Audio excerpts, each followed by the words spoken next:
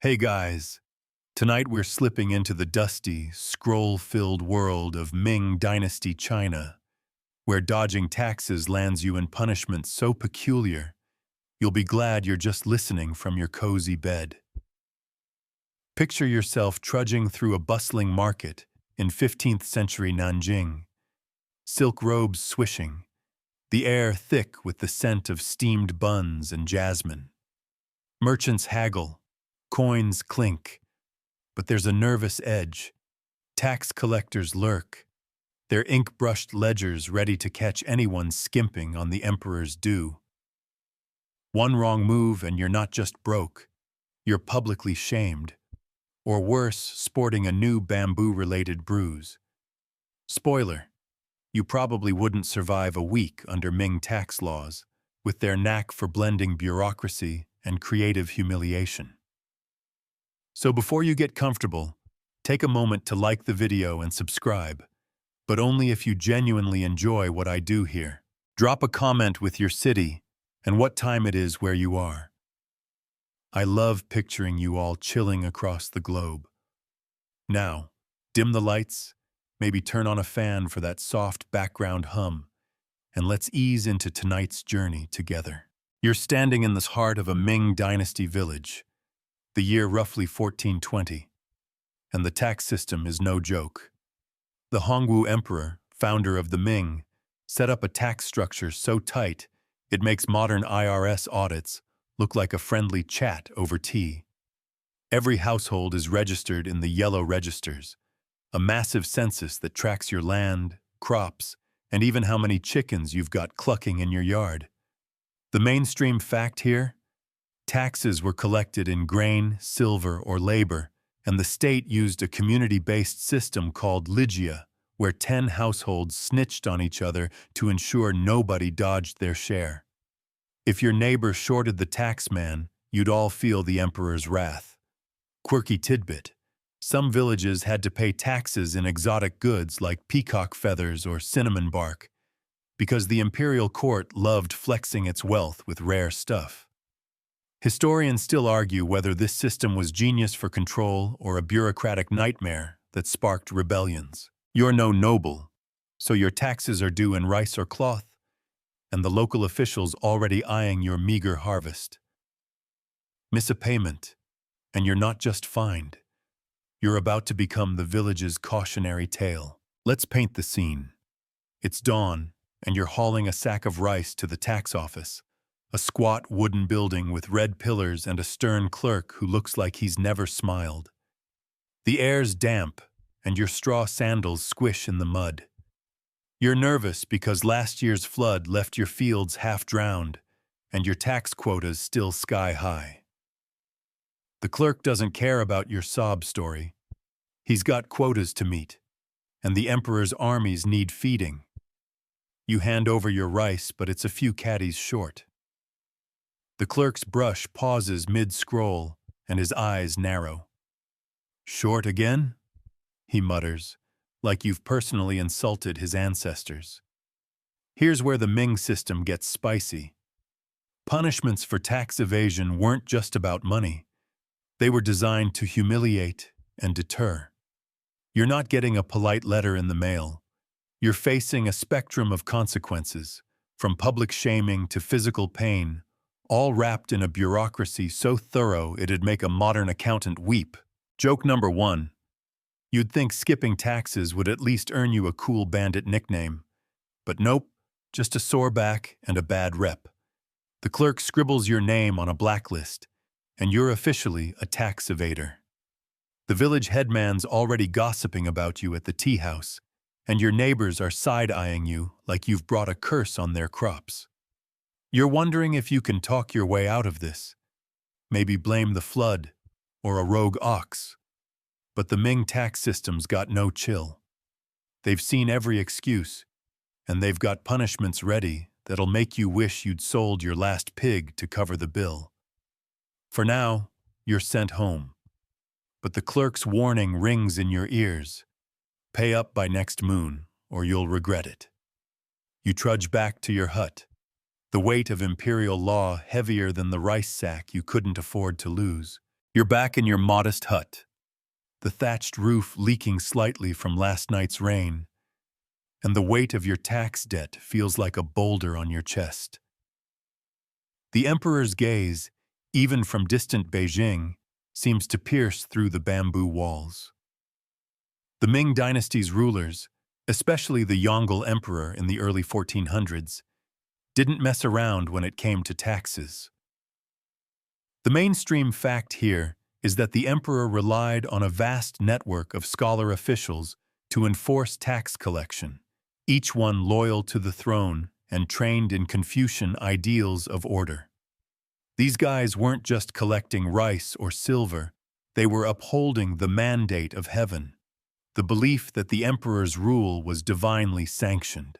Skimp on taxes, and you're not just a crook, you're practically spitting on the cosmos. Quirky tidbit: some tax collectors carried portable abacuses, clicking beads like ancient calculators to catch your math errors on the spot. Historians still argue whether this top-down control strengthened the dynasty or sowed resentment that fueled later uprisings. Picture yourself at the village square, where a crowd's gathered around a wooden notice board. Your name's posted there, scrawled in bold ink, marking you as a tax evader. The shame stings worse than a wasp. You're not alone, though. Another farmer, Old Chen, is listed too, his face red as he mutters about a bad harvest. The emperor's tax enforcement wasn't just about squeezing you dry. It was about making sure everyone saw the consequences. You hear the clop of hooves, and a tax official arrives, his silk robe a stark contrast to your patched tunic. He's flanked by 2 guards, their swords glinting, and he's here to make an example. You're hoping for a fine, something you can scrape together by selling your last goat. But the officials got other plans. Tax evasion undermines the state, he declares, loud enough for the crowd to hear. You're starting to realize this isn't just about money, it's about control. Joke number 1. You'd think the emperor would at least send a thank you note for all the drama you're causing. But nope, just more trouble.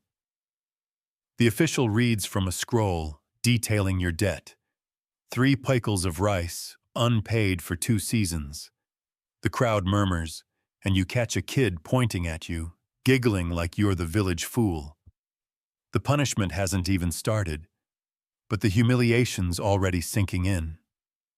The Ming system loved this tactic.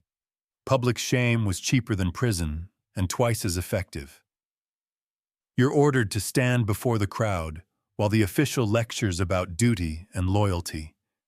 Your knees ache and the sun's beating down, but moving's not an option. The guard's stern glares make that clear. You're wondering if this is the worst of it, but the official's next words chill you. Tomorrow, you'll face the bamboo. You've heard whispers of this punishment, and it's not the kind of spa treatment you'd sign up for. The scene shifts to evening, and you're back home trying to eat a meager bowl of millet porridge while your wife avoids your gaze. The village is buzzing with gossip, and you're the star of every tea-house tale. The emperor's tax system wasn't just about collecting goods. It was about keeping everyone in line, from peasants like you to wealthy merchants. The Yongle emperor, with his grand projects like the Forbidden City and treasure fleets, needed every tael of silver to fund his ambitions. You're just a small cog in his machine, but cogs that slip get hammered back into place. You lie on your straw mat, staring at the ceiling, dreading tomorrow's punishment. The bamboo flogging isn't lethal, usually, but it's not exactly a gentle pat either. You're wondering if you can sell something, maybe your plow, to cover the debt and avoid the worst. But the emperor's reach is long, and his officials are relentless. Sleep's hard to come by tonight, with the specter of imperial justice looming like a storm cloud. You're standing in the village square again, but this time it's dawn, and the air's crisp with a hint of dew. The crowd's smaller, just a few early risers and nosy neighbors, but their eyes bore into you like needles. You're about to face the bamboo flogging, the Ming Dynasty's go-to for tax evaders who didn't pay up fast enough. The mainstream fact here is that corporal punishment, like bamboo flogging, was codified in the Ming legal system under the Da Ming Lu, a set of laws that balanced Confucian mercy with stern discipline. Tax evasion wasn't just a crime, it was a betrayal of the social order, and flogging was meant to sting both body and pride. Quirky tidbit: the bamboo strips were often soaked in water to make them heavier, ensuring each strike left a lasting impression without breaking bones. Historians still argue whether these punishments deterred tax evasion or just pushed desperate farmers to rebel. You're led to a wooden platform, your wrists bound loosely with hemp rope. The tax official, the same silk-robed guy from yesterday, stands nearby, his face unreadable as he sips tea from a delicate cup. A guard holds a bundle of bamboo strips, each about as thick as your thumb, and you're trying not to stare. The crowd's quiet, except for a stray dog barking in the distance. You're told to kneel, and the rough wood digs into your shins. The official reads your crime again, 3 pickles of rice, unpaid, and declares 10 strikes as your punishment. You're thinking 10 doesn't sound so bad, but then you remember old Chen's limp after his own flogging last month. Joke number 1. You'd ask for a softer bamboo, but apparently they don't do gentle in the Ming tax office. The first strike lands across your back, and it's like a line of fire. You grit your teeth, determined not to yelp in front of the crowd. The bamboo's wet slap echoes, and you catch a kid in the audience wincing like he feels it too. Each strike comes slow, deliberate, giving you just enough time to dread the next. You're counting in your head, 2, 3, 4, and trying to focus on anything else like the smell of burning charcoal from a nearby stall. The guard's methodical, almost bored, which somehow makes it worse. You're not some rebel warlord, you're just a farmer who couldn't make the quota after a flood. But the emperor's law doesn't care about your sob story. By strike 7, your back's throbbing, and sweat stings your eyes. You're wondering if this is meant to teach you a lesson or just entertain the village. The flogging ends at 10, and you're untied, your legs shaky as you stand. The official doesn't even look at you. He's already scribbling in his ledger, probably tallying your debt. The crowd disperses, some muttering sympathy, others gossiping about your bad luck. Your wife's waiting at the edge of the square, her face tight with worry, and you manage a weak nod to reassure her. Joke number 2. You're thinking of starting a bamboo fan business, since you're clearly an expert on its impact. The pain's sharp but bearable, and you're lucky it was only 10 strikes. Serious evaders get 50 or more, sometimes with salt rubbed into the wounds for extra flair. You hobble home, each step a reminder of the emperor's reach. The flogging's over, but your debt isn't, and you know the taxman's watching. You're already dreading the next punishment on the horizon, something the village whispers about: the wooden collar. For now, you just want to lie down, but even your straw mat feels like a luxury you might not keep if you can't pay up soon. You're barely recovered from the bamboo flogging. Your back's still tender as you shuffle through the village, but the tax officials got no patience for your aches. Today, you're facing a new punishment: the public shaming parade, complete with a wooden collar that's about to make you the talk of the county. The mainstream fact here is that the Ming Dynasty used public humiliation as a core punishment for tax evasion, with devices like the kang, a heavy wooden board worn around the neck, to mark offenders and deter others. The kangu wasn't just uncomfortable, it was a walking billboard of your shame, often inscribed with your crime. Quirky tidbit: Some kangyus were carved with decorative patterns, as if a touch of artistry could soften the blow of being a human signpost. Historians still argue whether these parades united communities against tax dodgers or quietly bred sympathy for the punished.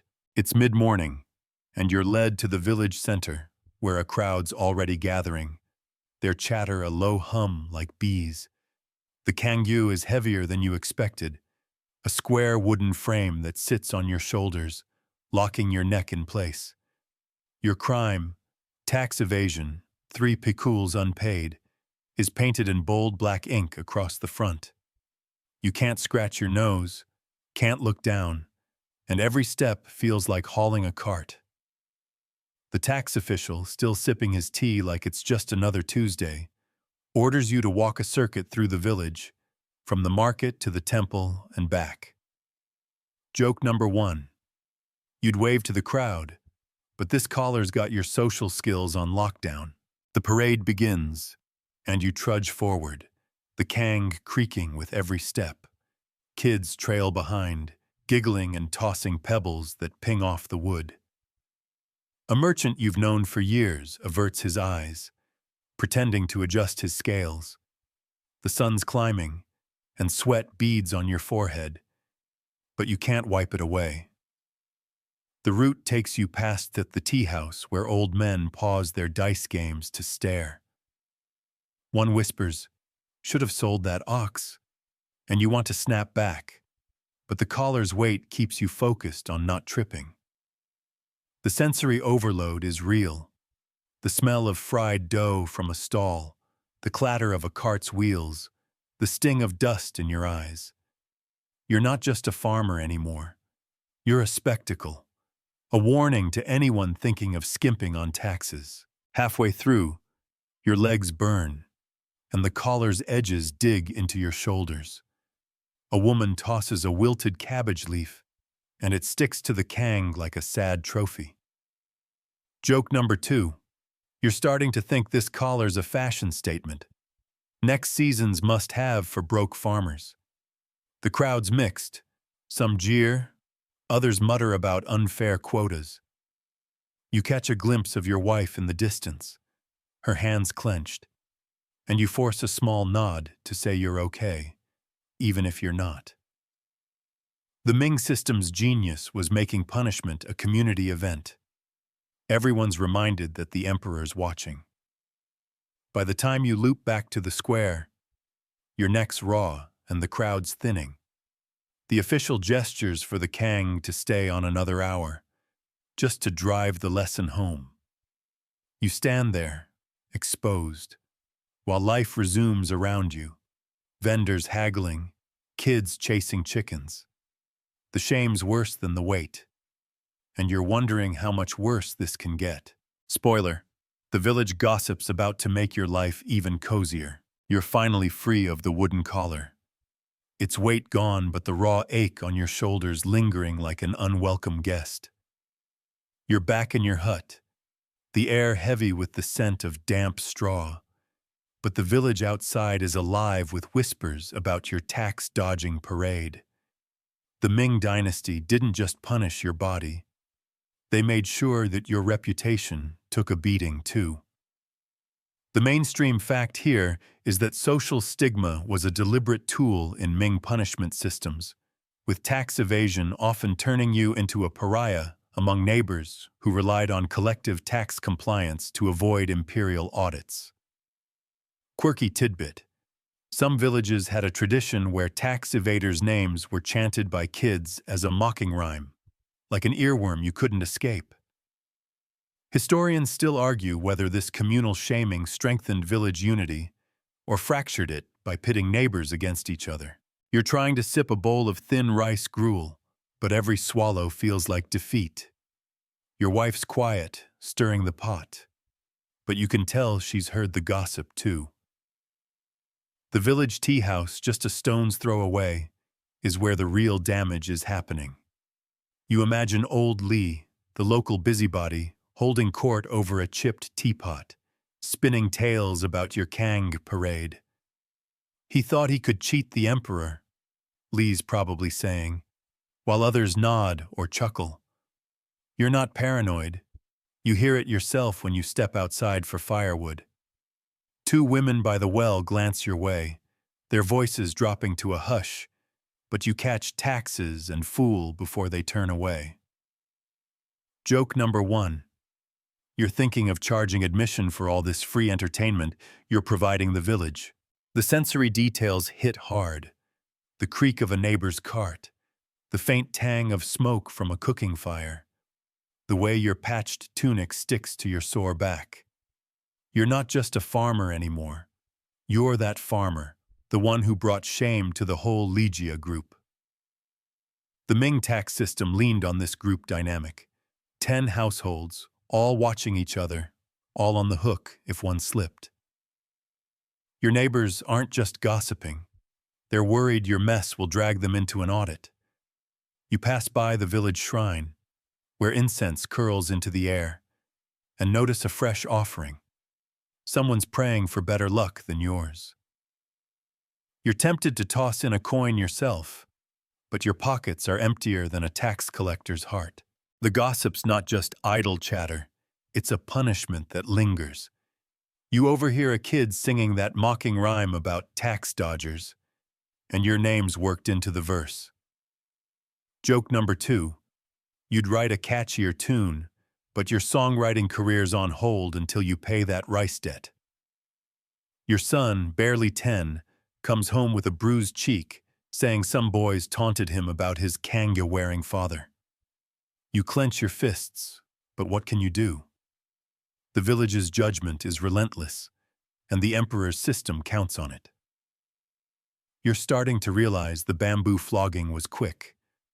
This shame is a slow burn, seeping into every glance, every whispered word.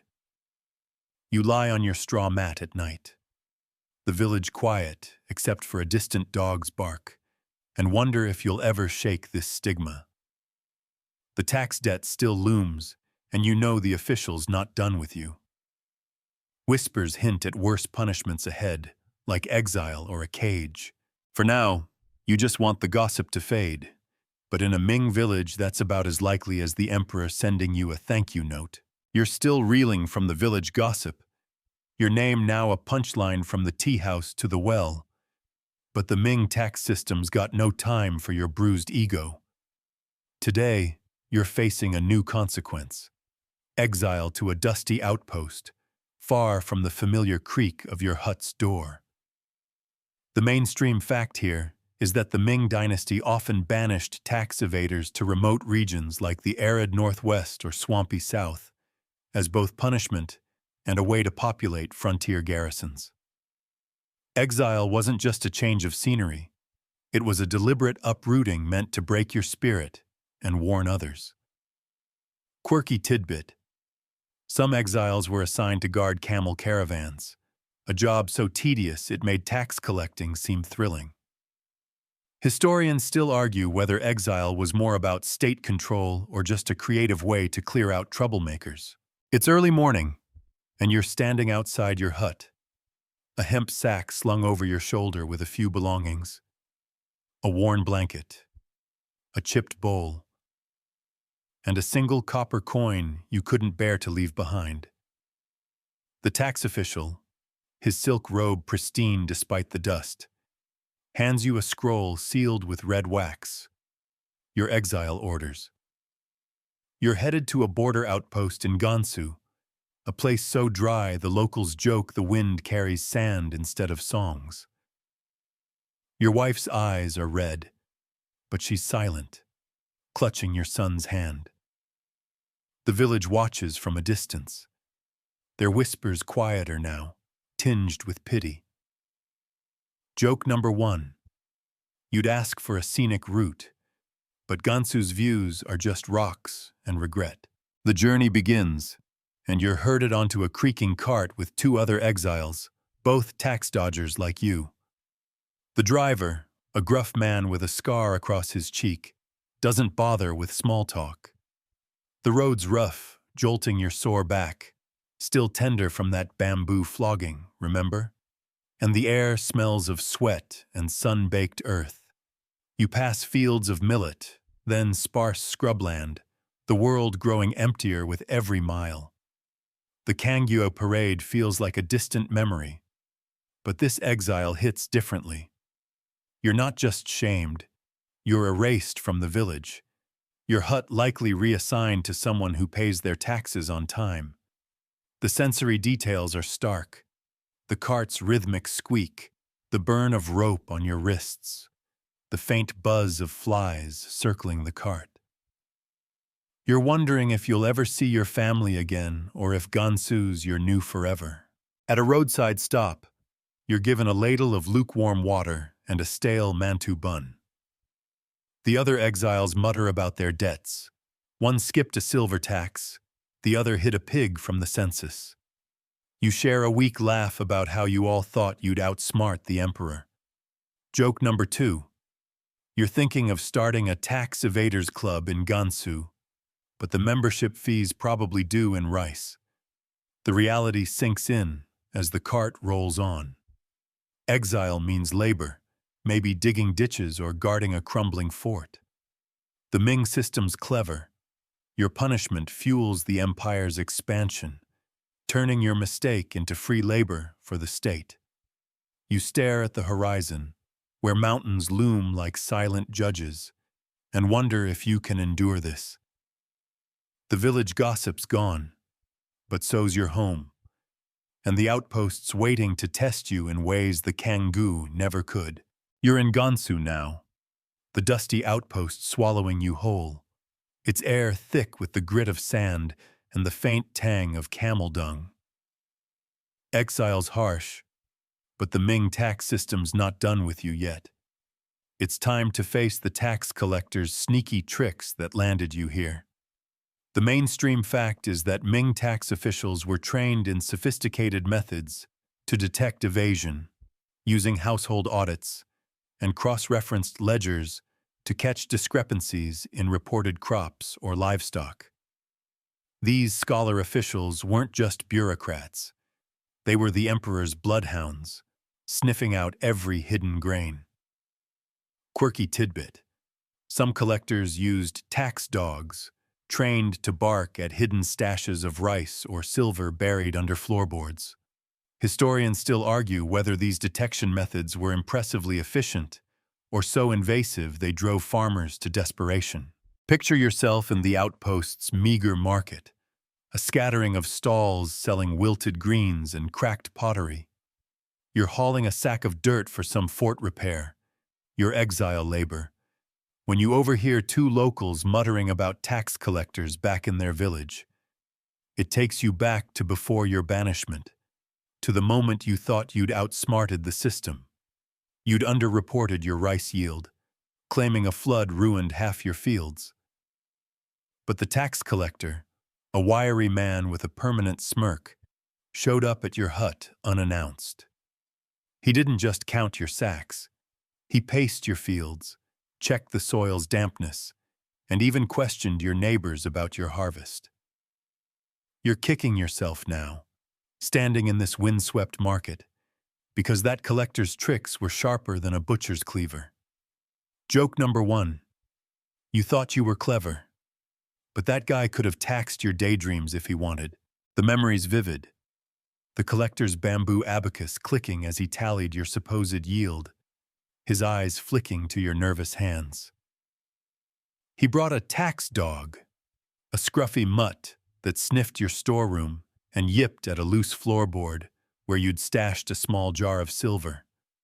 You tried to laugh it off, blaming rats, but the collector's smirk widened. He cross-checked your Legia group's reports, and your neighbor, probably bitter about a past argument, hinted you'd sold extra rice on the sly. The sensory details hit hard. The dog's wet nose brushing your leg, the scratch of the collector's brush on his scroll, the sour knot in your stomach as your lie unraveled.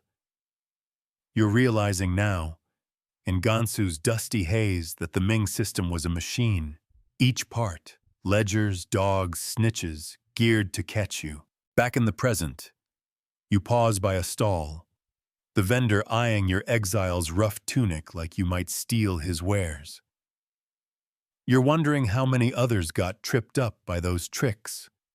The locals' chatter mentions collectors who'd weigh your grain twice, claiming the first scale was off, or who'd show up at dawn to count your chickens before you could hide them. Joke number 2. You're thinking of training your own tax dog, but it'd probably just bark at your empty pockets. The emperor's reach feels endless, even here, where the wind howls louder than any official's voice. Your labor's grueling, but the memory of that collector's smirk stings worse. You trudge back to the fort, the sack heavy on your sore shoulders, knowing the tax system's tricks didn't just catch you. They reshaped your life, landing you in this forgotten corner of the empire. You're still in the Gansu outpost, the relentless wind pelting your face with sand as you trudge back from your labor. But the Ming tax system's got another surprise waiting to haunt you. The public cage. Back in your village, before exile became your reality, this was the next punishment lined up for tax evaders like you who didn't pay up after the Kanga parade. The mainstream fact here is that the Ming Dynasty used wooden cages, often called standing cages, as a form of public punishment, designed to expose tax evaders to the elements and the village's judgment while restricting movement. These weren't just cages, they were theaters of shame, strategically placed in busy squares. Quirky tidbit. Some cages had a small shelf for food, so passers-by could toss scraps or insults at the offender. Historians still argue whether these cages were more about deterrence or simply a cheap way to punish without prison costs. Flash back to your village, a few weeks before your exile. It's a humid afternoon, the air thick with the scent of rain and overripe persimmons from a nearby tree. You're led to the market square, where a wooden cage awaits, its bars weathered but sturdy. The tax official, his silk robe fluttering like he's above the mud, gestures for you to step inside. The cage is just tall enough for you to stand, but too narrow to sit or turn. Your wrists are unbound, but the bars press against your shoulders, and the wooden collar's raw marks still sting. Remember that parade? The crowd's already gathering, their murmurs a mix of curiosity and scorn. You're thinking this can't be worse than the bamboo flogging, but the official's smirk says otherwise. Joke number 1. You'd ask for a roomier cage, but the Ming interior decorators clearly skipped charm school. The cage door clanks shut, and you're locked in, your world shrinking to the square's bustle. The sensory details are overwhelming. The creak of the cage's hinges, the sticky heat on your skin, the tang of charcoal smoke from a vendor's grill. Kids dart by, one tossing a rotten plum that splats against the bars, leaving a sour drip on your tunic. A woman you recognize from the temple pauses, shakes her head, and mutters, "Should have paid the rice."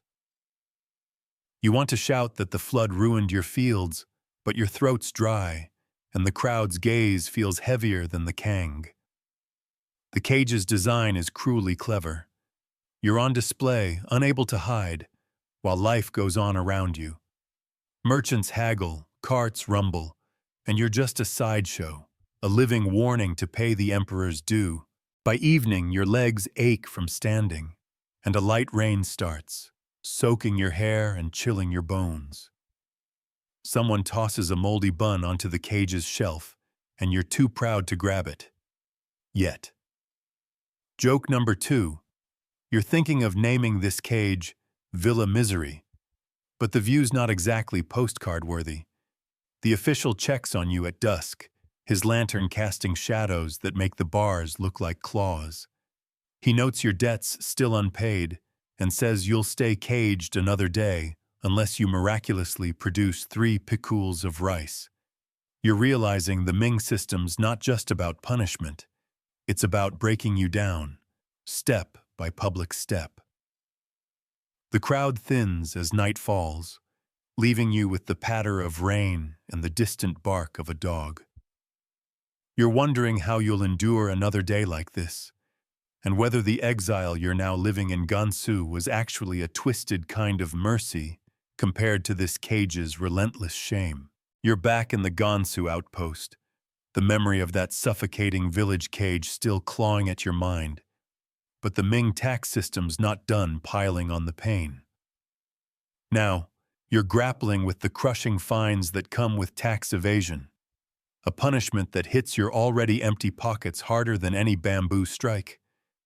The mainstream fact here is that the Ming Dynasty imposed steep monetary penalties for tax evasion, often calculated in silver taels or grain equivalents, designed to recover the debt and deter future cheating. These fines could double or triple the original tax owed, pushing families into ruin. Quirky tidbit: some fines were payable in odd goods, like bolts of silk or even live geese if silver was scarce. Historians still argue whether these fines stabilized the economy or just trapped peasants in cycles of debt and punishment. Flashback to your village, post-cage before the exile to this dusty nowhere. It's a gray morning and you're summoned to the tax office, a squat building with peeling red paint and a clerk who looks like he's allergic to smiles. Your back's still sore from the flogging. Remember those bamboo stripes? And the Kangyo parade's shame lingers like a bad smell. The official, sipping tea as always, slides a scroll across the table. You're fine.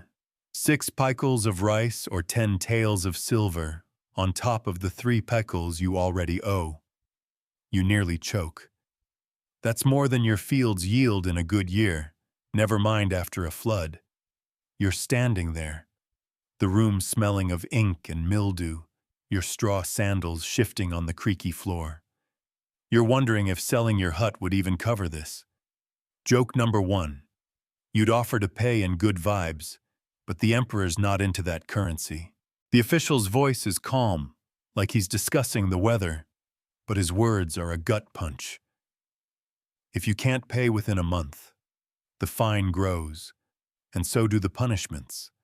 Exile's looming, though you don't know it yet. You glance at the ledger, its neat columns mocking your chaos. The sensory details hit hard. The scratch of the official's brush, the faint jingle of silver in his pouch, the sour knot in your stomach. You try bargaining, mentioning the flood, your sick ox, anything. But the official just raises an eyebrow. The Ming system's relentless. Fines aren't just about money, they're about obedience. You're not a person to them. You're a line in a ledger, and that line's bleeding red. You leave the office, the weight of the fine heavier than the Kang ever was. Back home, you and your wife count what's left. A half sack of millet, a rusty plow, and a pig too scrawny to sell. The village is still buzzing with your cage stunt, and no one's lending you a single coin. You're thinking of selling your ancestral shrine's wooden plaque, but even that feels like cursing your luck further. Joke number 2. You're wondering if the taxman would accept a heartfelt poem instead. Spoiler, he won't. The fine's a trap, and you're caught. You hear rumors of others who paid fines by handing over their land, only to end up as tenant farmers, slaving for a new landlord. The emperor's machine keeps turning, and you're just grist for the mill. As you lie on your straw mat, the village quiet except for a cricket's chirp, you realize the fine's not just a debt, it's a sentence, pushing you toward the exile you're now living in Gansu's harsh winds. You're still in the Gansu outpost, the sand in your tunic a constant reminder of how far you've fallen, but the sting of your village past keeps resurfacing. The Ming tax system didn't just hit you with fines and cages, It made sure your family carried the shame of your tax evasion, a punishment that cut deeper than any kong. The mainstream fact here is that in the Ming Dynasty, tax evasion penalties often extended to an offender's family, with social stigma and economic burdens falling on spouses, children, and even distant kin to enforce collective responsibility. Quirky tidbit. In some cases, a family's ancestral shrine was publicly marked with a sign of disgrace, like a scarlet cloth, to signal their shame to the spirits. Historians still argue whether this family-wide punishment strengthened community ties or bred resentment that fueled later rebellions. Flash back to your village, just after that crushing fine was slapped on you. 6 paikules of rice or 10 taels of silver piled on top of your original debt. You're sitting in your hut, the air heavy with the smell of damp straw and boiled millet. Your wife's face is tight, her hands trembling as she mends a torn tunic.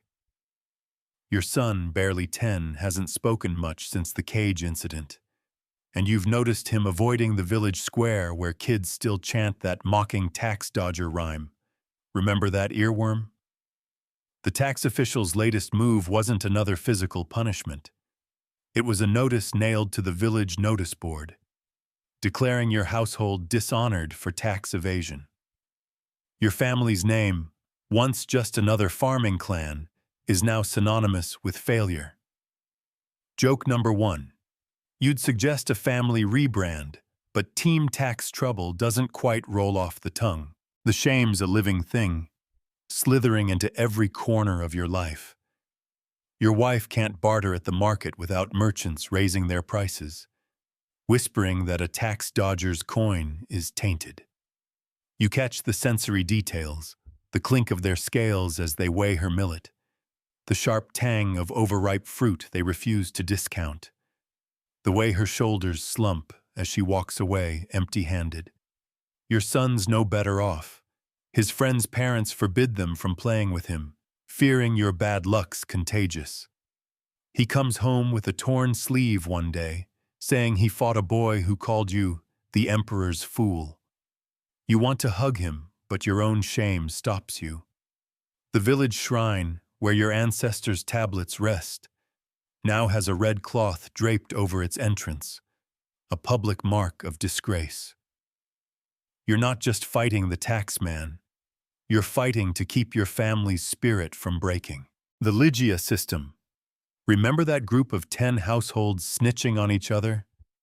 Makes it worse. Your neighbors, once allies, now shun your wife at the well, muttering about how your debt risks an audit for them all. Joke number 2. You're thinking of hosting a shame-free potluck, but nobody's RSVPing. The emperor's system is brutal in its efficiency. By punishing your family, it ensures the whole village polices itself. You lie awake at night, the straw mat prickling your back, hearing your wife's soft sobs. You're wondering if you'll ever clear your name, not just for you, but for them. Back in Gansu, as you haul another sack of dirt under the outpost's relentless sun, you realize the family shame followed you here. The other exiles don't care, but the memory of your son's bruised face and your wife's silence is a heavier burden than any fine or cage could ever be. You're still hauling dirt in the Gansu outpost, the sun baking your skin as you trudge through exile, but your mind drifts back to the village and the relentless machinery of the Ming tax system that got you here. Before the exile, before the family shame sank its claws into your kin, remember your wife's silence and your son's bruised cheek? You marveled at the sheer precision of the tax records that trapped you.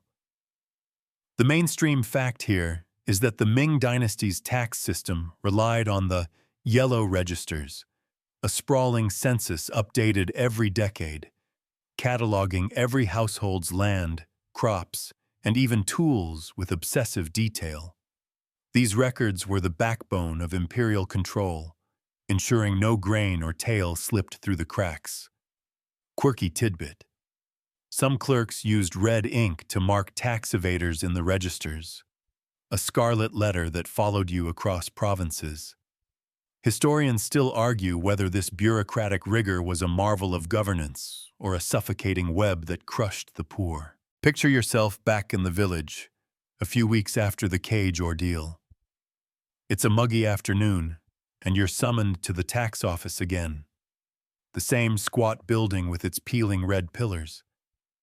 The air smells of ink and dust, and the clerk, still no smile, sits behind a low table piled with scrolls. He unrolls one, a section of the yellow register for your Legia group, and you're struck by its detail. Your 2 acres of millet, your 3 chickens, even the ox that died last spring, all neatly inked. Your tax debt, 3 pekuls of rice, is circled in red, a mark that feels like a brand on your soul. You're standing there, your straw sandals scuffing the floor, wondering how they know so much. Joke number 1. You'd ask to see the emperor's grocery list, but these scrolls probably track his chopsticks too. The clerk's brush hovers over the scroll, and he reads your debt aloud, each word a hammer. You try explaining the flood again, but he points to a note. Your neighbor reported you sold rice on the black market. That snitch, probably the same one who fueled the gossip after your Kangoo parade, sealed your fate. The sensory details are vivid. The scratch of bamboo paper, the faint creak of the clerk's stool, the sour sweat on your palms. The yellow registers aren't just records. They're a net, woven from neighborly betrayals and relentless audits. You're realizing the tax collector's tricks. Remember that sniffing dog? We're backed by this paper empire. The clerk mentions an audit from 2 years ago, where your reported yield didn't match the village's total, a discrepancy that flagged you long before you tried hiding rice. You leave the office, the scroll's red ink burned into your memory. Back home, you tell your wife and her face falls. She knows the records are ironclad. The village buzzes with whispers, and you hear kids chanting that tax dodger rhyme again. Joke number 2. You're thinking of writing your own scroll, titled How to Survive Bureaucratic Nightmares, but parchment's hard to come by. The yellow register's precision is why you're losing. Every move you made, every half-truth about your harvest, was cross-checked against neighbors, markets, even the weather. Now, in Gansu, as you dump another sack of dirt, you see the emperor's reach in every grain of sand. The records didn't just catch you, they predicted your fall, and the red ink marked your path to this exile long before you took it. You're still in the Gansu outpost, the endless grind of exile wearing you down as you shovel dirt under a sun that feels like it's personally out to get you. Your mind drifts back to the village, to a moment when desperation pushed you to consider a dangerous gamble, bribing a tax collector to wipe your slate clean. The mainstream fact here is that corruption, while officially condemned in the Ming Dynasty, was a quiet reality in the tax system, with some officials accepting bribes in silver, silk, or even favors to overlook debts or falsify records. Bribes didn't guarantee freedom, though. They were a high-stakes bet that could backfire spectacularly. Quirky tidbit. Some tax evaders offered rare birds, like parrots, as bribes, hoping a squawking pet might charm an official's heart. Historians still argue whether bribery softened the system's harshness or just deepened its inequities, favoring those with connections. Flashback to your village, after the yellow registers pinned you as a tax dodger. Remember that red-inked scroll? It's a quiet evening, and you're outside your hut, the air heavy with the scent of jasmine and cooling earth. Your debts ballooned to 6 pikuls of rice plus the original 3, and the family shame's suffocating. Your son's still dodging bullies over your Kang parade. You've heard whispers of farmers slipping silver to tax collectors, their debts mysteriously vanishing. You've got no silver, but you've got a small jade pendant, a family heirloom your wife's kept hidden. It's not much, but maybe it's enough to tempt the clerk, that humorless man in the tax office. You're pacing, the straw under your feet crunching, weighing the risk. Joke number one. You'd bribe with a winning smile, but your face is too tired from all this tax drama. You slip into the tax office at dusk, the pendant tucked in your tunic. The clerk's alone, his abacus clicking like a metronome. The room's dim, lit by a single lantern, and smells of ink and old wood. You stammer an excuse about discussing your debt, then slide the pendant across the table. His eyes flick to it, and for a moment you think you've won. But his face hardens, and he leans forward, voice low. You think this trinket erases your crime. You freeze, the sensory details sharp. The lantern's flicker, the cold sweat on your neck, the pendant's faint gleam. He could report you for bribery, a crime that'd land you in worse than a cage, maybe a labor camp. You mumble an apology, snatch the pendant, and bolt, heart pounding. The Ming system's not just strict, it's unpredictable, and you've dodged a trap by sheer luck. Back home, you tell your wife, and she buries her face in her hands, relieved but terrified. The village is quiet, save for a distant owl's hoot. But you're shaking. You've learned the hard way. Bribes are a rich man's game, and you're just a farmer with a flooded field. Joke number two. You're thinking of bribing the tax dog instead. Maybe it'd take a bone. In Gansu now, as you pause to wipe dust from your eyes, you realize that failed bribe was a turning point. It pushed you closer to exile, proving the emperor's system was a maze with no easy exits. The pendant's still with your wife, you hope, but the memory of that clerk's stare follows you, as relentless as the outpost's wind. You're still scraping by in the Gansu outpost, the wind howling like it's got a personal grudge, but your thoughts keep circling back to the village and the moment that sealed your exile, a neighbor's betrayal. The Ming tax system didn't just rely on ledgers and cages. It thrived on informants, turning your own community against you. The mainstream fact here is that the Ming Dynasty encouraged neighbors to report tax evasion through the Ligia system, where 10 households were collectively responsible for taxes, creating a culture of mutual surveillance. A single tip could trigger an audit, and informants often got leniency or rewards.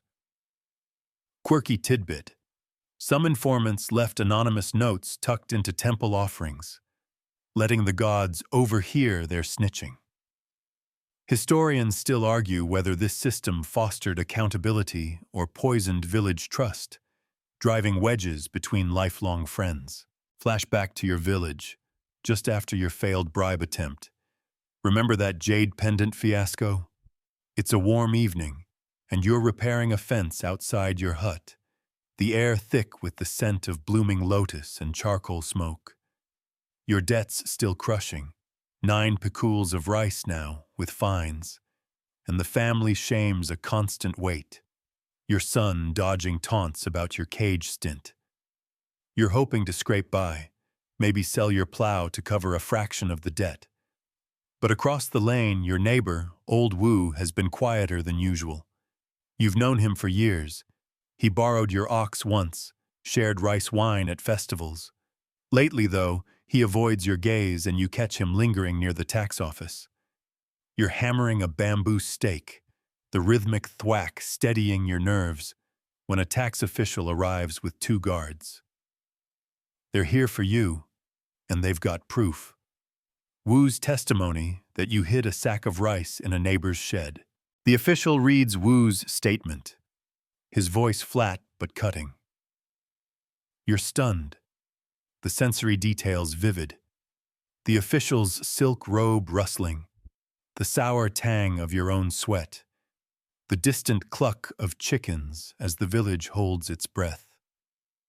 Wu claimed he saw you sneaking rice under moonlight, a lie spun from some old feud over a shared ditch. You want to confront him, but he's conveniently absent, probably sipping tea while you face the fallout. Joke number 1. You'd invite Wu to a friendly chat, but your fists might do the talking. The official doesn't care about your protests. Wu's tip, backed by the yellow register's discrepancies, remember that red ink, is enough. You're ordered to prepare for exile, the next punishment in the Ming's arsenal, because your debt's now a threat to the state. The crowd's small but curious, and your wife's face, watching from the hut's doorway, is pale with dread. You're given one night before the cart comes, and you spend it staring at your straw mat, the betrayal burning worse than the kangaroo's weight. Wu's snitch wasn't just personal. It was the system working as designed, turning neighbors into spies. You hear a dog bark, maybe that tax dog from the collector's tricks, and wonder if even it's more loyal than Wu. Joke number 2. You're thinking of leaving Wu a thank you note, in the form of a rotten egg. Back in Gansu, as you pause to shake sand from your tunic, the memory of Wu's betrayal stings fresh. The Emperor's system didn't need to break you with cages alone. It used your own village, your own past, to tighten the noose, landing you in this dusty exile where every step feels like Wu's whisper echoing. You're still in the Gansu outpost, the relentless sand grinding into your skin as you haul another load for the fort. But your mind's stuck in the village, replaying the betrayal that sent you here. Old Wu's snitch. Remember that sting? Before exile swallowed you, the Ming tax system threw another curveball, quirky tax exemptions, like those tied to foot binding, that you couldn't access but heard about in village whispers. The mainstream fact here is that the Ming Dynasty offered limited tax exemptions for certain groups, including some women, to incentivize social practices like foot binding, which was seen as a mark of refinement and family status. These exemptions were rare and tightly controlled, often benefiting elite households more than peasants. Quirky tidbit. Women with bound feet sometimes got a small tax break if their household registered them as delicate, a bureaucratic nod to their restricted mobility. Historians still argue whether these exemptions reinforced gender norms or were just a pragmatic way to boost tax compliance. Flash back to your village, just before Wu's betrayal tipped the scales. It's a muggy afternoon, and you are at the market, bartering a scrawny chicken for salt. The air's thick with the smell of fried dough and sweat, and you overhear two women gossiping by a silk stall. They're talking about a merchant's daughter who got a tax exemption because her feet qualified her family for a delicate status, shaving a few tails off their bill. You're leaning against a cart, the wood splintery under your palm, and you're bitter. Your wife's feet are unbound. She works the fields with you, no time for lotus shoes, and your family gets no such break. Your debts at 9 picles of rice, the family's shame still raw from the cage and kang. Remember your son's torn sleeve? This exemption feels like a cruel joke for farmers like you. Joke number 1. You'd bind your own feet for a tax break, but your sandals are already a fashion crime. The gossip paints a picture.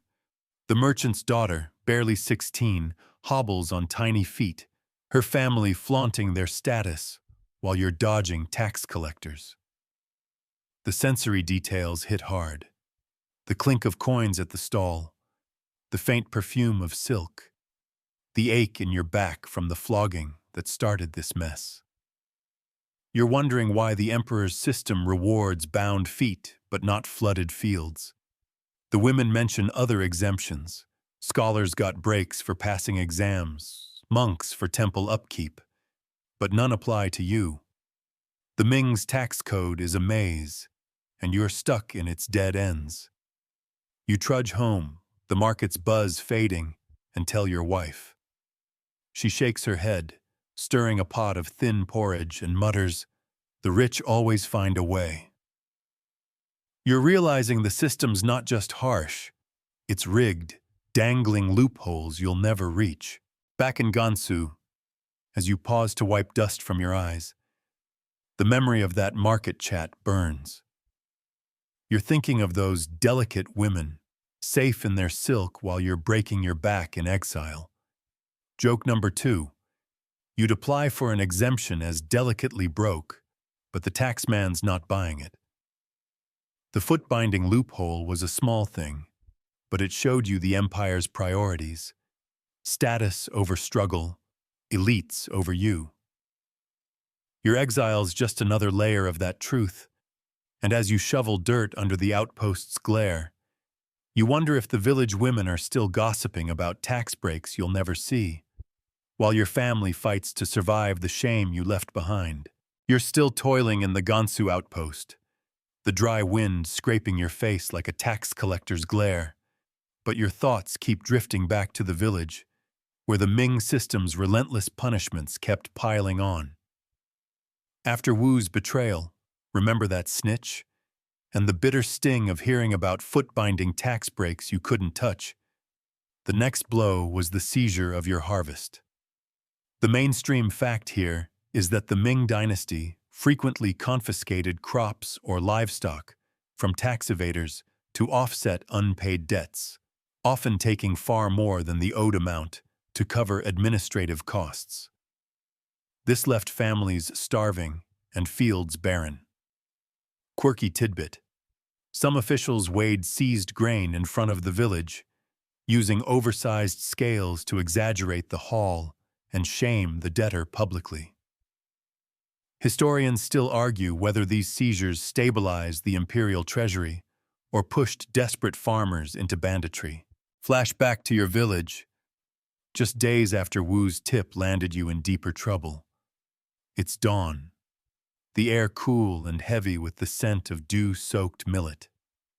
You're in your field, checking the sparse crop that survived the flood, hoping to salvage enough to chip away at your 9 pikul debt. Your wife's at the hut, patching your son's tunic after another scuffle over your kangu shame. You hear the creak of a cart before you see it. A tax official, flanked by 2 guards, rolling up with a pair of ox-drawn wagons. The official, his silk robe pristine, holds a scroll and announces your harvest is forfeit to cover your debt. You're frozen, the sickle in your hand useless, as the guards start cutting your millet stalks. The sensory details hit hard, the snap of stalks breaking, the dry rustle of grain spilling into sacks, the sour knot in your gut as your livelihood vanishes. Joke number 1. You'd offer them a single stalk as a souvenir, but they're taking the whole field. The village gathers, their murmurs a familiar chorus of pity and judgment. The official sets up a massive scale in the field, weighing each sack with theatrical precision, declaring the haul barely sufficient for your debt. You know it's more than 3 pikuls, your original tax, but the fines and costs inflate the tally. A neighbor whispers they took old Chen's pigs last year, leaving him nothing but squeals. You're helpless as the wagons fill, your field stripped bare in hours. Your wife runs out, her face pale, begging them to leave something for your son. The official doesn't even glance at her, just scribbles in his ledger. You want to shout, to fight, but the guards' swords glint, and you're still sore from the flogging. Remember those bamboo stripes? The seizure's not just theft, it's a spectacle.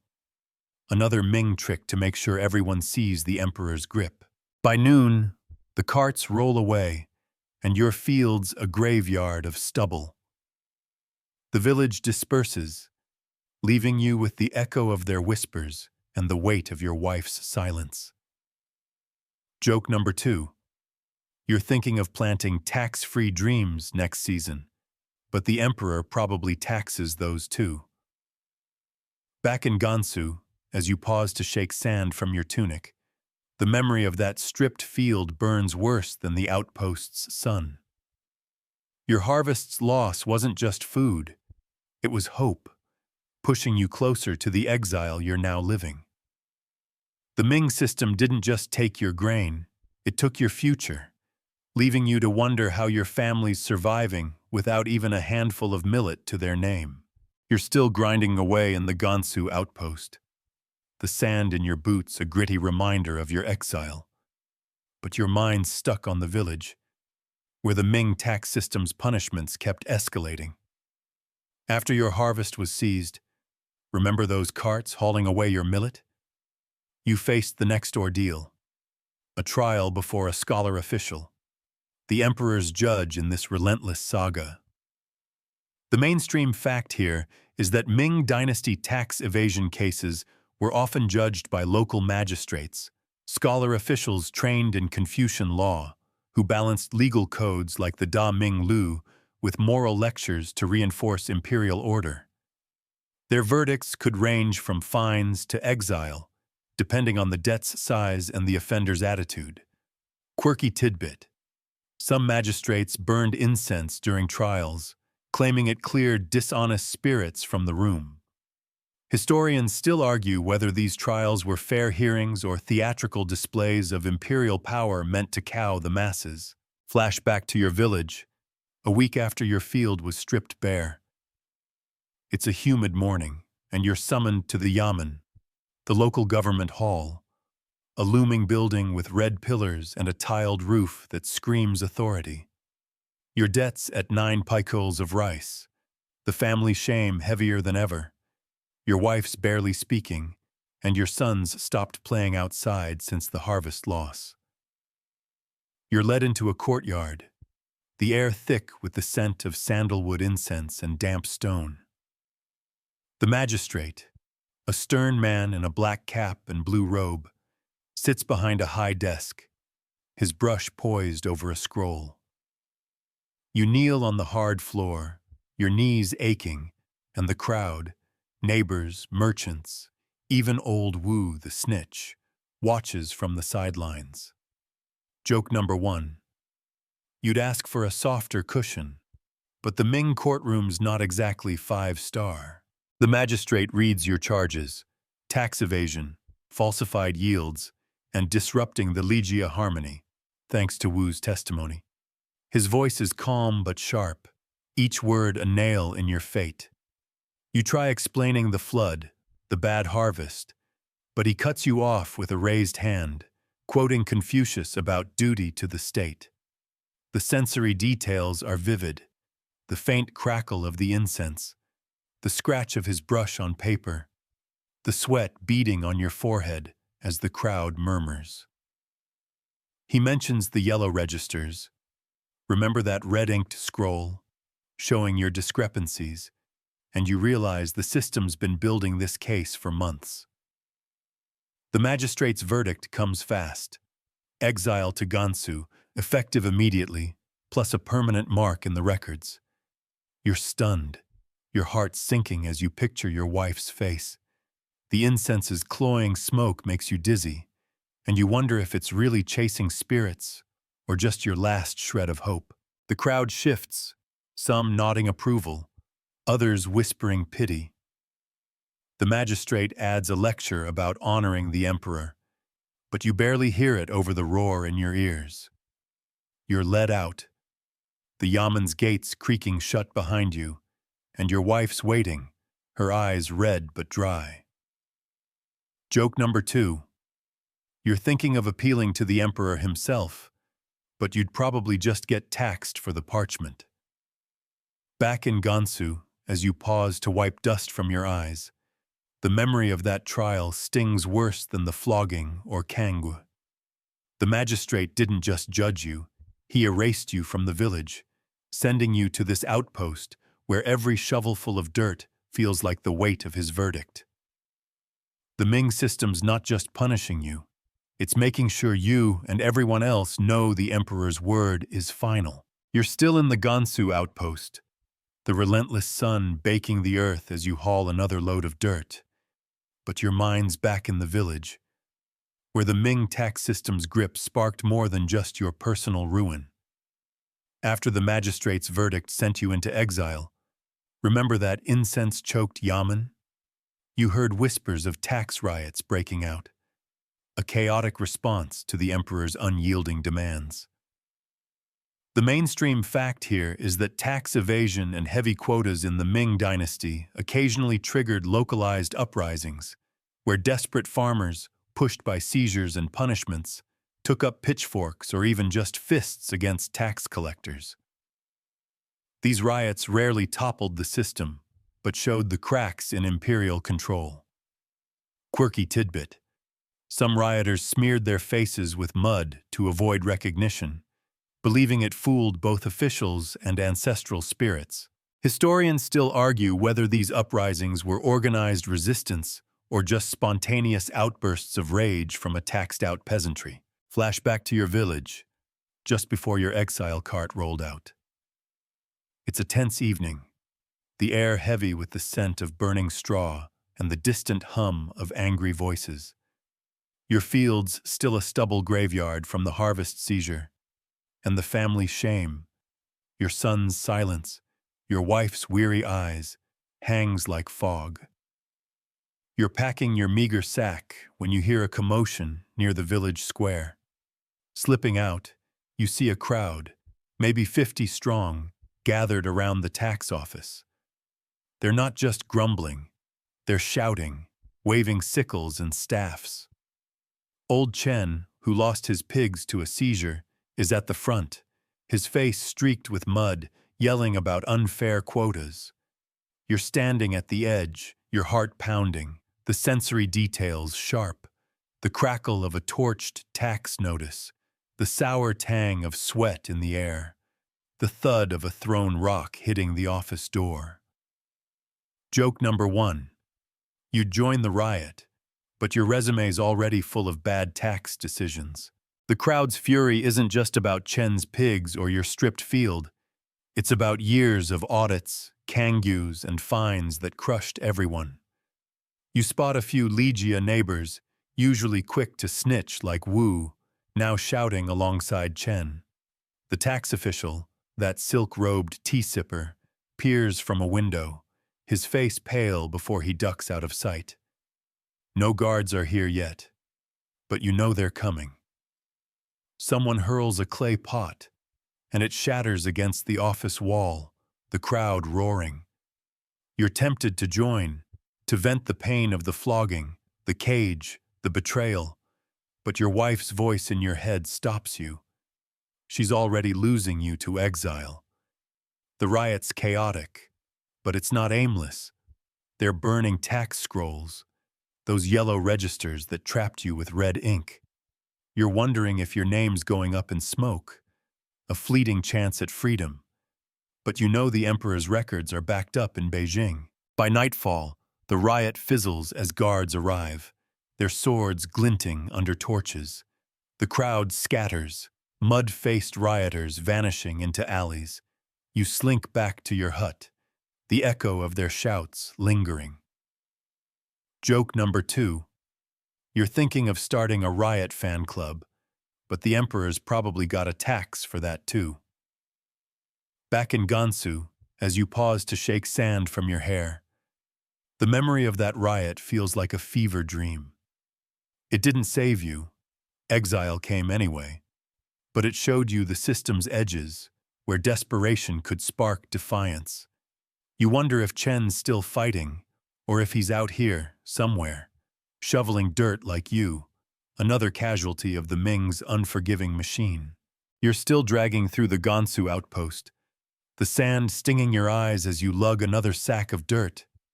But your mind's tethered to the village, where the Ming tax system's punishments kept tightening their grip.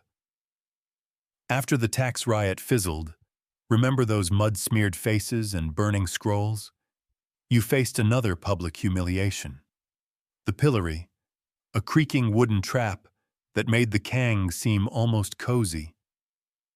The mainstream fact here is that the Ming Dynasty used pillories, often called standing stocks, as a common punishment for tax evaders, locking offenders in roadside wooden frames to expose them to public scorn and the elements.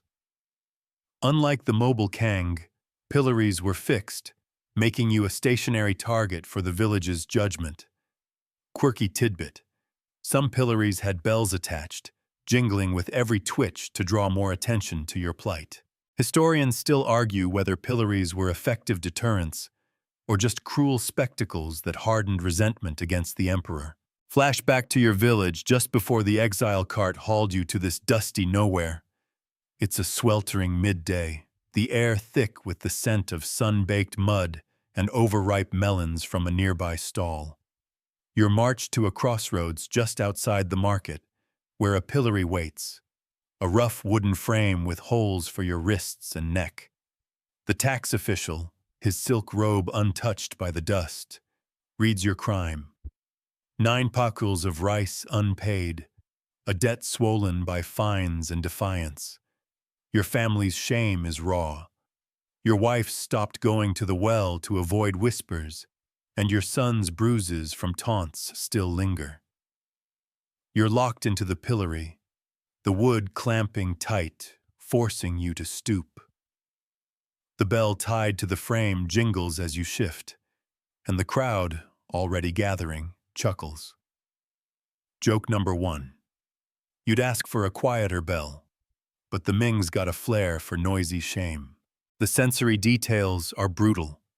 The wood's splintery grip on your wrists, the ache in your bent back, the tang of sweat mixing with the market's fishy stench. Kids toss pebbles, one pinging the bell to make it ring louder, and a vendor you once bartered with spits in the dirt, muttering about tax cheats. You're stuck, unable to wipe the sweat dripping into your eyes or dodge the flies buzzing around your face. The pillory's genius is its exposure.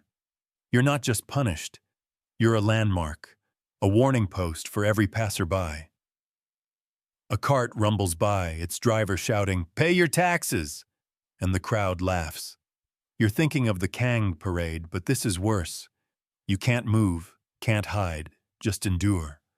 Your wife watches from a distance, her face hidden by a scarf, and you force a weak nod to say you're surviving. Barely. By evening, your neck's raw, and the bells jingled enough to haunt your dreams. The official returns, checking his ledger, and says you'll stay until dusk tomorrow unless you pay. A cruel joke, since your field's long gone. Joke number 2. You're wondering if the pillory comes with a loyalty discount for frequent tax evaders. The crowd thins, leaving you with the creak of the wood and the distant bark of a dog. Maybe that tax-sniffing mutt from way back. Back in Gansu, as you pause to rub your aching shoulders, the pillory's memory burns worse than the outpost's heat. It wasn't just pain. It was the Ming system stripping your dignity, bell by humiliating bell, ensuring the village, and you, never forgot the emperor's reach. You're still slogging through the Gansu outpost, the sand in your teeth a gritty echo of your exile, but your thoughts keep pulling you back to the village, where the Ming tax system's punishments were a masterclass in creative cruelty. After the pillory's jingling humiliation, remember that bell's taunting chime. You noticed a shift in how tax laws were enforced, a slow evolution that changed the flavor of your suffering. The mainstream fact here is that during the Ming Dynasty, tax laws and punishments evolved over time, with later emperors like Wanli in the late 1500s leaning more on fines and labor penalties over public shaming as the dynasty's needs shifted toward funding wars and palace excesses. This didn't make life easier. It just traded one misery for another. Quirky tidbit: some regions experimented with tax amnesties, where evaders could pay half their debt to avoid punishment, but only if they confessed publicly. Talk about a trap. Historians still argue whether these reforms eased peasant burdens or were just a slicker way to squeeze the poor. Flash back to your village, just before the exile cart dragged you to this dusty nowhere. It's a crisp morning, a few days after you were freed from the pillory, your wrists still chafed from its grip. The air smells of wet earth and blooming plum trees, a brief respite from the market's usual stink. You're at the village notice board, where a new edict's posted, its ink still fresh. The tax official, that silk-robed tea sipper, is explaining it to a small crowd. The emperor's tweaking the rules. Public punishments like cangs and pillories are being scaled back in favor of heavier fines or forced labor for tax evaders. Your debts still 9 pickles of rice and the family shame. Your wife's silence, your son's avoidance of the square. Burns as raw as ever. You're hoping this change might cut you a break, but the official's smirk says otherwise. Joke number 1. You'd cheer for tax reform, but your wallet's too empty to throw a party. The edict's details sink in as you listen, your straw sandals sinking into the mud. The new rules mean evaders like you might dodge another pillory but face steeper fines. Think 20 taels of silver, or months of labor on imperial projects, like canal digging. You're thinking of the harvest seizure that left your field bare. There's no way you can pay more. The crowd murmurs, some relieved to skip the kang, others grumbling about labor camps. You catch a sensory snapshot. The rustle of the edict's paper, the official's sandalwood fan wafting a faint perfume, the knot in your stomach tightening. The Ming system's not softening. It's just swapping public shame for economic strangling. You hear whispers of a nearby village where an amnesty let some evaders pay half their debt, but they had to stand in the square and confess. You're too proud and too broke for that. And besides, your neighbor Wu's snitch already painted you as the village fool. Back home, you tell your wife, and her eyes narrow. She knows labor's just exile by another name. The village is quieter now. The riot's echo faded, but the emperor's grip feels tighter. Joke number 2. You're wondering if the emperor's hiring tax poets because you've got plenty of verses about suffering. Back in Gansu, as you pause to shake dust from your tunic, the memory of that edict stings like the flogging's old scars. The tax system's evolution didn't save you. It just reshaped the cage, pushing you toward the exile you're now living, where every shovelful of dirt feels like the fine you couldn't pay. You're still trudging through the Gansu outpost, the sand crunching under your worn sandals as you haul dirt for the fort. But your mind's anchored in the village, where the Ming tax system's evolving punishments kept you in its grip. After hearing about the shift toward fines and labor, remember that fresh edict on the notice board? You faced a new penalty. Forced labor. A grueling sentence that made the kang and pillory seem almost quaint. The mainstream fact here is that the Ming Dynasty increasingly used forced labor as a punishment for tax evaders, sending them to work on state projects like canals, roads, or border forts to repay debts and bolster imperial infrastructure. This wasn't just punishment. It was free labor for the emperor's ambitions. Quirky tidbit. Some laborers were given wooden tags to wear, stamped with their crime, like a proto-ID badge for tax dodgers. Historians still argue whether this labor system was an economic necessity or a brutal way to exploit the desperate. Flash back to your village, just before the exile cart yanked you to this dusty outpost. It's a gray dawn, the air damp with the scent of wet straw and faint wood smoke. Your debts still 9 piculs of rice, the family's shame a heavy cloak. Your wife's barely meeting your eyes, and your son's stopped playing with other kids since Wu's betrayal. The tax official, his silk robe pristine, arrives at your hut with a scroll. You're sentenced to 3 months of labor to redeem your debt. You're to join a crew digging a canal extension 50 li away, a project to irrigate imperial fields. Your heart sinks. It's not exile yet, but it's a step closer, and leaving your family now feels like abandoning them. You're standing in the doorway, the sensory details sharp, the creak of the official's cart, the cold mud under your feet, the faint sob from your wife inside. Joke number 1. You'd ask for a labor job with better hours, but the emperor's not big on work-life balance. You're marched to the canal site, a muddy stretch of earth buzzing with workers, most tax evaders like you, their faces etched with exhaustion. You're handed a wooden tag stamped tax debtor, which you tie to your belt, its weight a constant reminder of your fall. The work's brutal, digging through clay under a relentless sun, your hands blistering on the shovel's rough handle. The overseer, a burly man with a whip, barks orders and you're too tired to argue. The sensory overload hits, the squelch of mud, the tang of sweat and river water, the dull ache in your back, still tender from the flogging ages ago.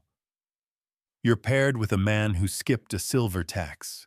He mutters about a riot that failed to save him, echoing the one you saw in the village. You're realizing the Ming system's a machine, turning your debt into muscle for the empire's endless projects.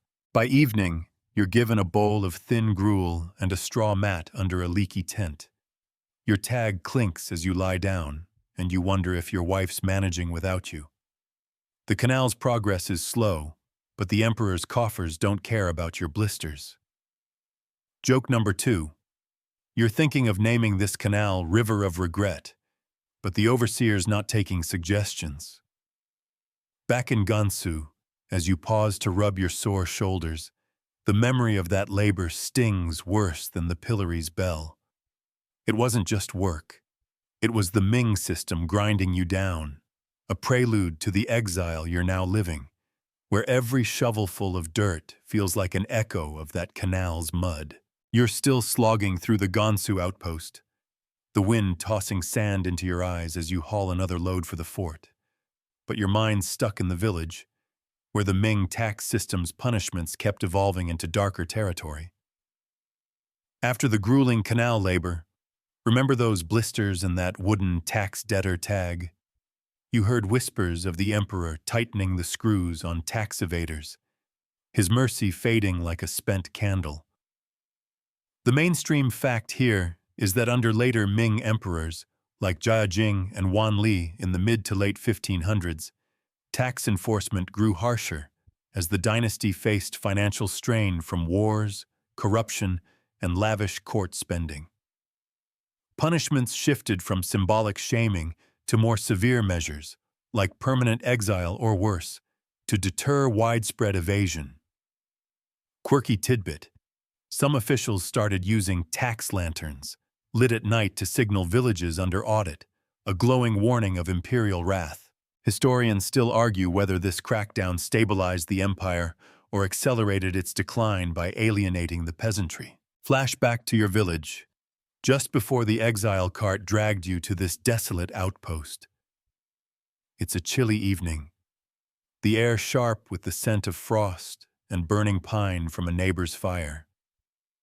Your debt's still 9 pickles of rice, the family shame a constant ache, your wife selling her mother's hairpin to buy millet, and your son stopped asking when you'll be normal again. You're back from the canal labor, your hands still raw, when you notice a tax lantern glowing red outside the village headman's house. The rumors spreading. The emperor's new edict demands stricter penalties for tax evaders, no more half measures like short-term labor. You're at the tea house nursing a cup of bitter brew when old Chen, minus his pigs since his own seizure, mutters about evaders now facing permanent exile or even execution for repeat offenses. You're leaning against the wooden bench, the sensory details vivid, the tea's acrid sting, the lantern's eerie flicker across the square, the cold knot in your chest. Joke number 1. You'd ask the emperor for a tax holiday, but he's probably taxing hope by now. The tea house buzzes with nervous chatter. A merchant says he saw a tax evader in the next county lose his land and get sent to a Manchurian border fort. No return ticket. You're thinking of the Kangyu, the pillory, even Wu's betrayal, each punishment a step toward this new, merciless phase. The lantern's glow feels like the emperor's eyes, watching every move. You're wondering if your canal stint was a warm-up, a test before the real hammer falls. The Ming system's not just about collecting rice anymore. It's about fear, making sure no one dares skip a tale. You slip home, the village quiet except for a dog's bark, maybe that tax-sniffing mutt from way back. Your wife's mending by candlelight, and you don't tell her about the lantern or the rumors. She's got enough weight to carry. Back in Gansu, as you pause to wipe sweat from your brow, the memory of that lantern's glow burns brighter than the outpost's sun. The emperor's fading mercy didn't just push you into exile. It made you a ghost, erased from the village while the system tightened its grip on everyone left behind. Joke number 2. You're thinking of sending the emperor a thank you note for the free Gansu vacation, but postage is probably taxed too. The crackdown's shadow looms here, where every laborer's story echoes yours. Debts, shaming, and a one-way trip to nowhere. You wonder if your wife's seen more lanterns, if your son's still dodging taunts, or if the village is buckling under this new, unforgiving rain. You're still laboring in the Gansu outpost, the sand a constant irritant in your eyes as you shovel dirt under a sky that offers no mercy.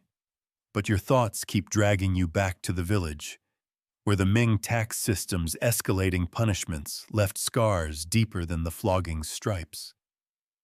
After hearing about the emperor's harsher crackdowns, remember that eerie tax lantern glowing red? You faced a punishment that marked you forever, a tattoo branding you as a tax evader. The mainstream fact here is that the Ming Dynasty occasionally used tattooing as a permanent punishment for serious crimes, including chronic tax evasion, inscribing characters on an offender's face or arm to ensure lifelong shame and easy identification. These tattoos were rare but feared, a step beyond temporary shaming like the Kangyu. Quirky tidbit. Some tattoos included the character for thief, ZAEI, even for tax debts, to blur the line between evasion and banditry in the public's eyes. Historians still argue whether these tattoos were effective deterrents or just cruel overreach that pushed outcasts to rebellion. Flash back to your village, just days before the exile cart hauled you to this windswept outpost. It's a humid afternoon, the air thick with the scent of rain-soaked bamboo and the faint tang of ink from the tax office nearby. Your debts still 9 pekuls of rice, the family shame a wound that won't heal, your wife selling her last hairpin, and your sons stopped looking you in the eye since the pillory's bells. The tax official, his silk robe crisp despite the damp, summons you to the Yaman's courtyard. You're expecting another fine or labor stint, but the official's holding a needle and a pot of black ink. Your heart drops as he declares your punishment, a tattoo on your forearm, marking you as a tax thief for life. You're forced to kneel, the cobblestones biting your shins, and the crowd, smaller than the Kangyu parade but no less curious, watches in silence. Joke number 1. You'd ask for a cooler tattoo design, but Tax Dodger isn't exactly a dragon or lotus. The needle bites your skin, each prick a sharp sting that builds into a burning ache. The official's assistant, a grim man with stained fingers, etches the characters slowly, ensuring they're legible. You grit your teeth, the sensory details overwhelming. The ink's metallic smell, the low hum of the crowd, the sweat sliding down your back. still tender from that long-ago flogging. The characters, Zay and a shorthand for tax, are small but bold, a permanent brand no sleeve can fully hide. You're thinking of the yellow registers, their red ink trapping you on paper, and now this ink traps you in flesh. The crowd murmurs, some pitying, others whispering that you'll never work a respectable trade again. Your wife's not here. She couldn't bear to watch. But you know this'll break her heart. Another weight on her already heavy shoulders. The tattoo's done, and you're sent home. Your arm wrapped in a rag that does little to dull the throb. The village feels different now. Every glance a reminder of your mark. You catch a kid pointing, whispering thief, and you want to shout that you just couldn't pay after a flood. Joke number 2, you're wondering if the emperor's hiring branded farmers for his next big project. Probably not. Back in Gansu, as you pause to adjust your sleeve, hiding the faded tattoo from the other exiles, the memory of that needle stings worse than the outpost's dust. The Ming system didn't just punish you, it made you a walking warning, ensuring the village, and now this outpost, never lets you forget your place. You're still grinding away in the Gansu outpost, the sand a constant itch under your tunic as you shovel dirt for the fort, but your mind's tethered to the village, where the Ming tax system's endless punishments carved deeper scars than the tattoo on your arm. Remember that stinging needle? After the emperor's harsher crackdowns and your branded forearm, you faced another indignity: community service, a humiliating public penance for your tax evasion. The mainstream fact here is that the Ming Dynasty sometimes sentenced tax evaders to community service, like cleaning streets or repairing village walls, to both repay society and reinforce their shame in front of neighbors. This wasn't just labor, it was a performance of submission. Quirky tidbit: some evaders were made to ring a bell while working, announcing their crime with every step, like a one-man shame parade. Historians still argue whether this service restored community harmony or just deepened the outcast status of debtors like you. Flash back to your village, just before the exile cart hauled you to this dusty nowhere. It's a cool morning, the air sharp with the scent of wet clay and faint incense from the village shrine. Your debts still 9 pekuls of rice, the family's shame a relentless weight. Your wife's sold her last cloth to buy food, and your son stopped speaking since the tattoo marked you as a tax thief. The tax official, his silk robe untouched by the morning dew, hands you a broom and a small bronze bell. Your punishment: sweep the village streets for a month, ringing the bell to signal your crime. You're in the market square, the broom's rough handle digging into your palms, and the bell's tinny clink draws every eye. The crowd's familiar, neighbors, merchants, even Wu the snitch, and their whispers cut deeper than the kangyu's weight. Joke number 1. You'd ask for a fancier bell, but the Ming's budget for humiliation is strictly lo-fi. You start sweeping, the dust swirling around your straw sandals, each clink of the bell a reminder of your fall. The sensory details are vivid.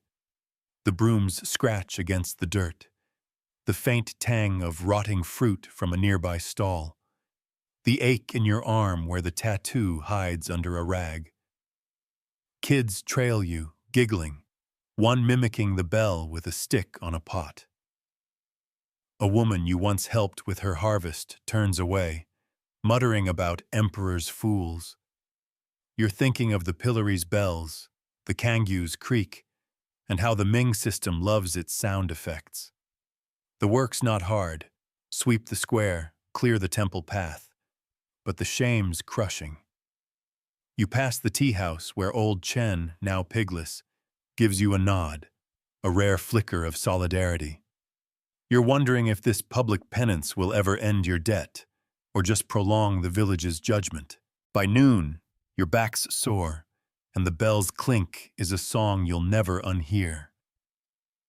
The official checks your progress, his ledger ever present, and says you'll sweep until the debt's atoned, whatever that means. Your wife watches from a distance, her scarf hiding her face, and you force a small wave, bell jingling, to say you're still here. Joke number 2. You're thinking of turning this into a street sweeping business, but the bell's scaring off customers. Back in Gansu, as you pause to shake sand from your hair, the memory of that broom and bell stings worse than the outpost's wind. The Ming system didn't just want your rice. It wanted your dignity, making you a spectacle until exile became the only escape. You wonder if your son still hears that bell in his dreams, or if your wife's sweeping her own burdens alone now. You're still toiling in the Gansu outpost, the sand a gritty companion as you haul dirt under a sky that's forgotten how to rain. But your thoughts keep slipping back to the village, where the Ming tax system's relentless punishments pushed you to the edge of hope. After the humiliating street sweeping, remember that clinking bell? You grasped at a final chance, redemption through repaying your tax debt. The mainstream fact here is that the Ming Dynasty occasionally allowed tax evaders to redeem themselves by settling their debts, often through partial payments or labor contributions, though the process was grueling and rarely erased the social stigma. Redemption was less about mercy and more about squeezing every last resource from you. Quirky tidbit. Some villages held public redemption ceremonies, where evaders handed over their payment before a crowd, like a forced apology to the emperor. Historians still argue whether these redemptions offered real second chances or were just another layer of bureaucratic control. Flashback to your village. Days before the exile cart dragged you to this barren outpost. It's a damp evening, the air heavy with the scent of wet straw and faint jasmine from a neighbor's garden. Your debt's still 9 pekals of rice, the family shame a wound that festers. Your wife sold her childhood comb, and your sons stopped asking if you'll ever be normal. The tax official, his silk robe pristine, posts a notice. You can clear your name by paying 6 pecules within a month, plus a month of canal labor. It's a lifeline, but your field's bare from the seizure. And your tattoo, remember that tax thief mark, makes borrowing impossible. You're outside your hut, the broom from your street-sweeping days leaning against the wall, and you're calculating. You could sell your plow, your hut, maybe beg kin in the next village. The sensory details hit hard, the creak of your door, the faint crackle of your wife's cooking fire, the desperate thud of your heart. Joke number 1. You'd sell your optimism, but the taxman's already taxed that to dust. You and your wife spend nights plotting, her hands trembling, she counts your last coins. You trek to a cousin's village, a day's walk, to beg for rice or silver. He gives you a pekul, pity in his eyes, but it's not enough. Back home you work odd jobs, hauling wood, mending nets, each coin a drop in an ocean of debt. The village watches, some rooting for you, others, like Wu the snitch, betting you'll fail. You hear of a redemption ceremony where a merchant paid his debt and bowed before the magistrate, the crowd clapping like it was theater. You're too proud for that, but you're running out of choices. The official checks your progress, his ledger unmoved by your 2 pekals scraped together. Not enough, he says, and you know exile's looming.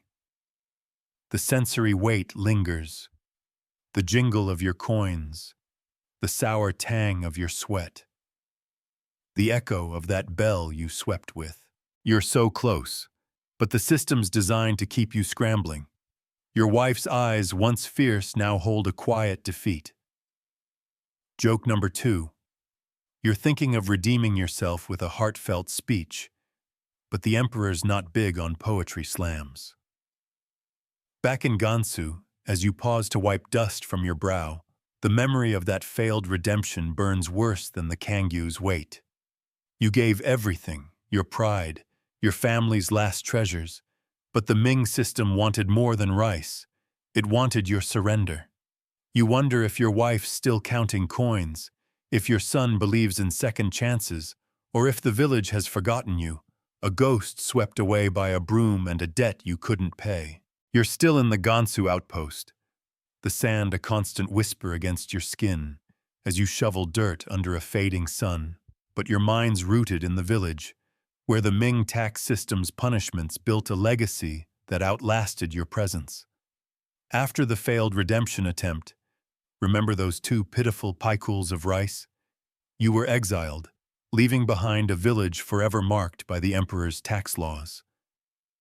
The mainstream fact here is that the Ming Dynasty's tax system, with its intricate web of punishments like flogging, kangus, and exile, left a lasting cultural imprint, shaping attitudes toward authority and community for centuries. It wasn't just about collecting grain, it was about embedding fear and obedience into the social fabric. Quirky tidbit: some villages kept tax stones, engraved markers warning future generations to pay up or face the emperor's wrath, like ancient billboards of doom.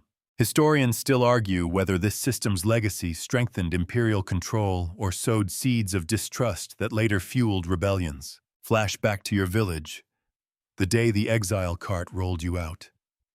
It's a misty dawn, the air thick with the scent of dew and your wife's silent tears.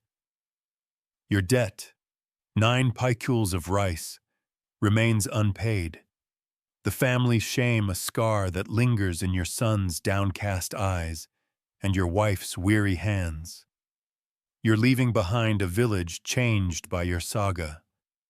The Kangyu parades, the pillory's bells, Wu's betrayal, the riot's fleeting fire. As the cart creaks away, you glimpse the village shrine, its red cloth of disgrace. Remember that ancestral mark, still flapping in the breeze? You're thinking of the yellow registers, their red ink immortalizing your failure, and the tattoo on your arm, a tax thief brand no dessert can erase. The sensory details are sharp. The cart's jolt, the faint jasmine from a garden you'll never see again, the weight of your hemp sack with its lone bowl and coin. Joke number 1. You'd leave the emperor a goodbye note, but you're fresh out of ink and luck. The village's tax stones, you've heard, now bear new carvings, warning of exile for those who dodge the emperor's due. Your stories become a cautionary tale, whispered in tea houses where old Chen, pigless but stubborn, still grumbles about quotas. The Ming system's legacy isn't just your exile, it's the village's tightened grip on itself, neighbors watching neighbors. The Ligia system's snitches thriving. You're wondering if your son will grow up fearing ledgers more than floods, or if your wife's found a way to dodge the gossip. The emperor's machine didn't just break you, it reshaped the village, leaving tax lanterns and bells as echoes of control. Joke number 2. You're thinking of carving your own tax stone in Gansu, but survive and shovel doesn't quite inspire.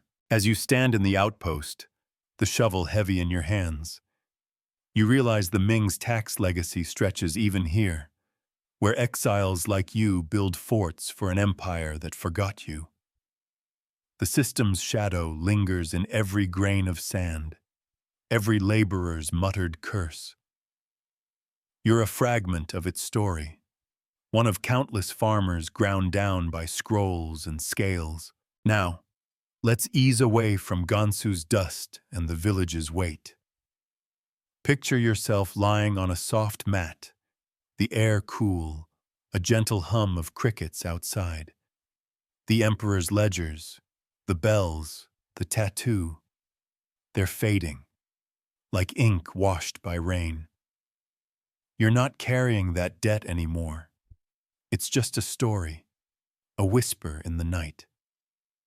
Feel your shoulders soften, your breath slow as the outpost's sand drifts into a quiet haze. The Ming Dynasty's long gone, its tax stones crumbling, and you're here, safe, with nothing to pay but attention to your own calm. Let the village shrink, the cart's creak dissolve, until there's only this moment, this stillness. Sleep's waiting, warm and patient, ready to carry you gently past the stars. Good night, sweet dreams.